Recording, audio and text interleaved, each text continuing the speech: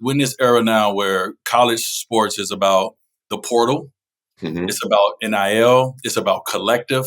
It's about all these different things that we didn't experience. Obviously, D-Wright didn't even have to experience. He didn't go to college, but our era didn't. So as a father, you have to put your sons in positions, at this point, your sons in positions to make the best decision for them. Yeah.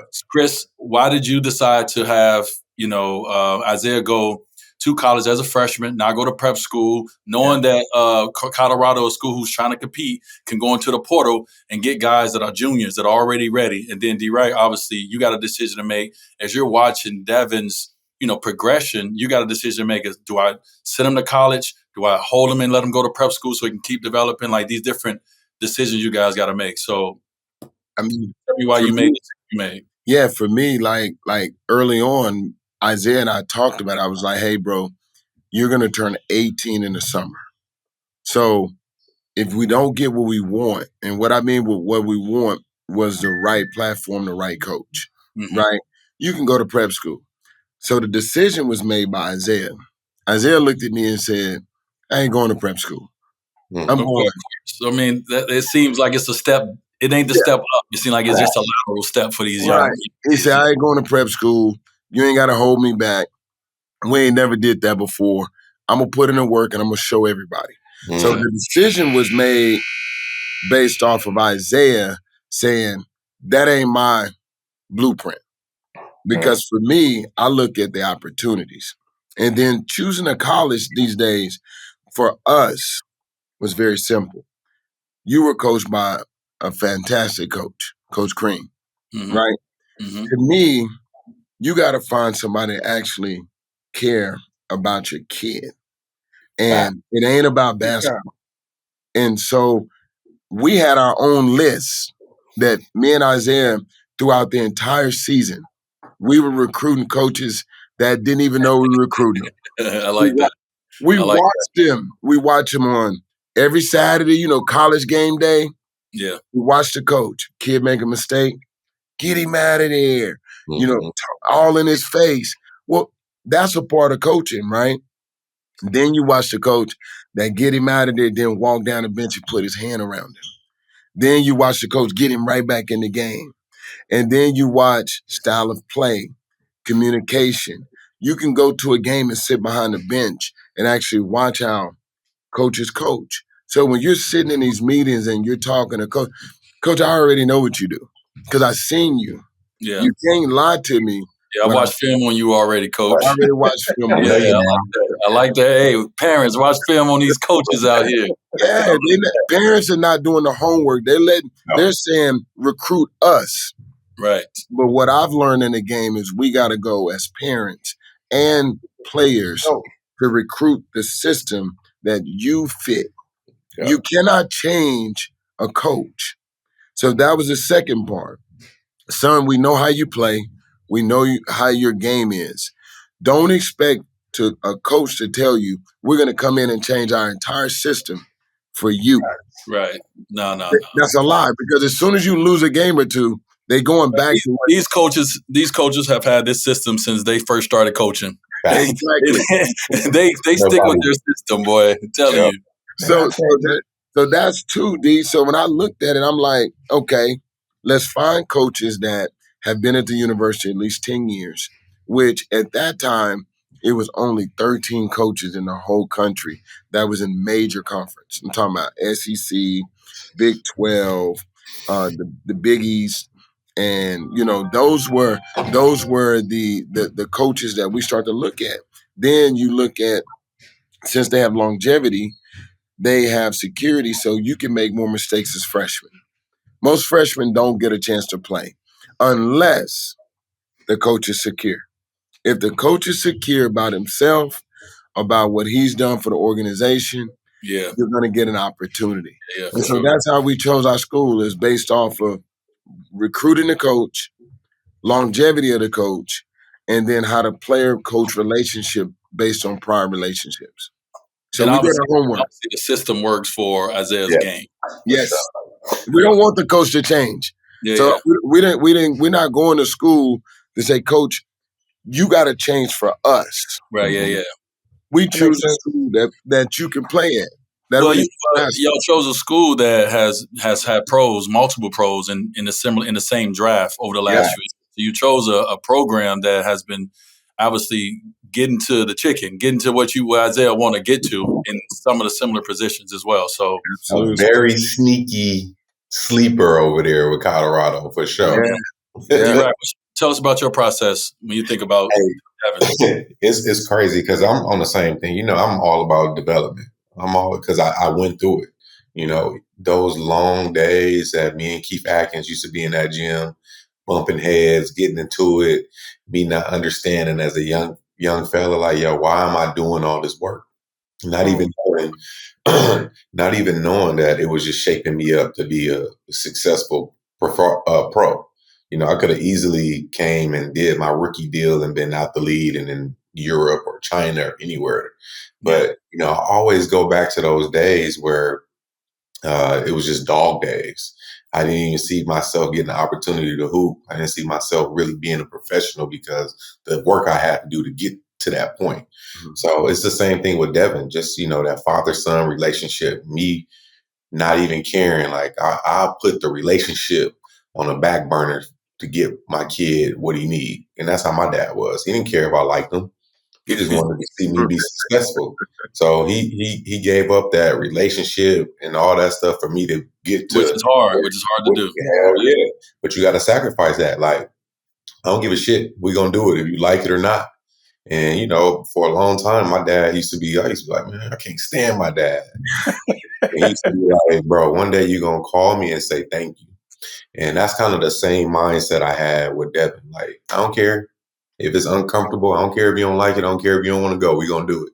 Because I know I've been through it with my dad. I've been through it with Keith Atkins. So development over everything. Yeah. So with Dev, I just want to see him in a spot where people are going to value who he is as a person, not who his parents are, who his godfather is, none of that. Who Devin is, who's going to work with him and bring him to where he needs to be at. So that's kind of my mindset going into it. And yesterday it was funny. I'm there talking to me. I'm like, yeah, coach called and said people want to know what he want to do next year, if it's going to be prep or straight to college. And then the conversation that I had with Draymond when all you guys left, when we went to Fanatics Fest, and me and Dre stayed behind. And he's like, how Dev doing? I'm like, he doing good. The Mississippi State just called him this and this and that. And he was like, so what you going to do? I said, I think I'm going to send him prep, this and that. He was like, for what? He was like, tell his coach, put him at point guard. His route, not your route, bro.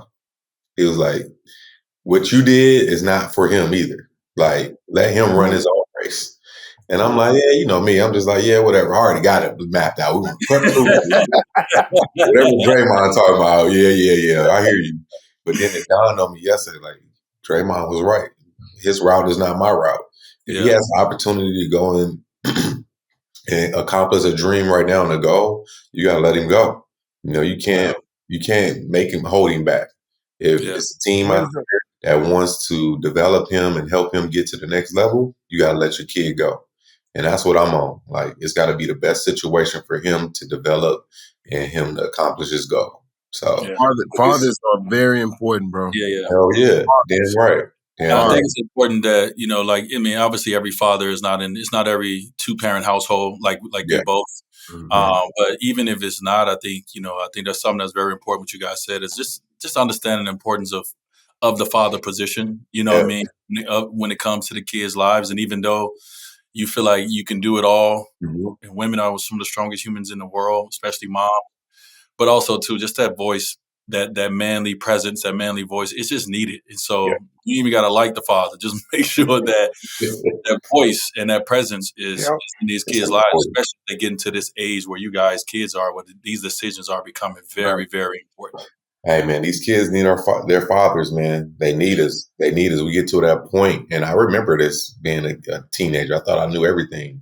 And I needed my dad. I needed my dad to tell me stuff. I needed my dad to continue to instill certain things in my head. So when I was out there on my own, that damn voice was back there. Yeah. You can hang with these idiots all you want. But when idiots go do some dumb shit, it's time for you to turn around and go home. If they call you a buster or a punk, it's all right. Just go ahead, go home. They in trouble, you free, Ain't nobody saying nothing bad about you. So you need pops. That's the best thing you can tell your kid. Yep. Walk away. Walk away, bro. Because sometimes you might walk into somebody that just specialize in these hands, and I know D was talking about these hands earlier. The fighting coming in. But sometimes you got to walk away, and you might get your ass tore up. Yeah, for sure. You got it. Bob, let me go in kind of, so we're talking about kids that's 18, 16, 17, 18, right? These are decisions that parents make. Let's go to your decision, right? So now you have a decision where you have AJ who is in that, 11, 12 range, right? Yeah, so now, 9, 10 range, a little younger than Xavier, so 9, 10 range. And so, but you see something in him, right? You see a kid who has a knack for, a like for, who's growing into a little bit more when it comes to soccer. And you're trying to make decisions when it comes to trainers and it comes to coaches and it comes to schools and it comes to teams. Like, talk about your decision and how you feel like that decision is helping to hurt even your relationship too, when it comes to AJ. I think with me, it's just one of those things where you, like, when I noticed that he had a talent in something, I was like, all right, as a dad, I'm like, I got to cultivate it. Like, the one thing, and not to, my dad was who he was.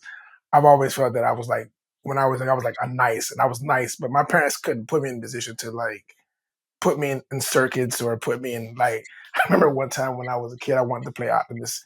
And my dad was like, I'm not paying for you to play no football. I like, what are you talking about? Like, my parents' Caribbean old school, they're like, you better go outside on the street and play some football. So that's kind of how I did it. So for me, it's almost surreal that I get the chance to let my child do.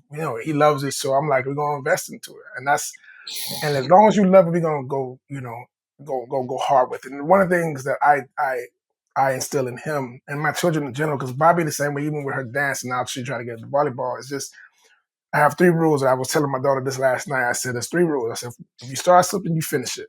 I said, that's the number 1 rule. You start it, you finish it. You don't go in there and like not sure you want to just jump out because it's hard. That's the first thing. The second thing is excellence. Like I was really drilling that to her yesterday. Even with AJ, you gotta like really raise your game up and try to like, I want to be good at what I'm doing. Like, you gotta have pride in your work. You know what I'm saying? You gotta have pride in your work and pride in how you do it. And 3 is you gotta work hard. That's my biggest thing is this. Like, I look at kids and like sometimes I feel like some kids don't want to work, are scared of the work. You know what I'm saying? And like, you gotta be like, you can't do that. And so with AJ, I'm like, you talented, but I said, but you can't be afraid of the work. Like, you can't be afraid of doing the practice. So I'm in there, I'm like looking for trainers, and I found a trainer. I'm like, I like this trainer, and I'm doing the whole back and forth. Like, what did he need to work on? Is he?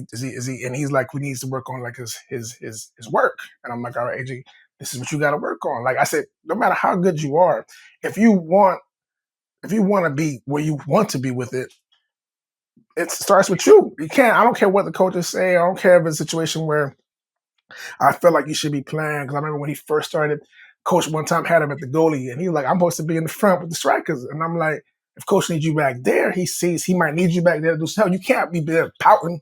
And he was all saying that, but you got to go wherever you need it. You got to go be good at it and be successful at it. And so that's my biggest thing. So right now, I'm like, all right, trainers, we got him in club soccer right now, and I just want to continue to develop him. I still want him to love it though, because one of those things I think with kids, sometimes you want to be your kid. A lot of dads want to be their kids and be like, all right, you need to be this, you need to be doing that, and so you got to be there every day, and you got to almost overwork the kids. You can't make them forget the love, and that's what I think a lot of times is that you love this game, and you want to continue to love this game, but make sure you be responsible with it. But you got to love it, and don't be in there like just be half-assed, but have fun and enjoy that fun. So that's kind of my world right now.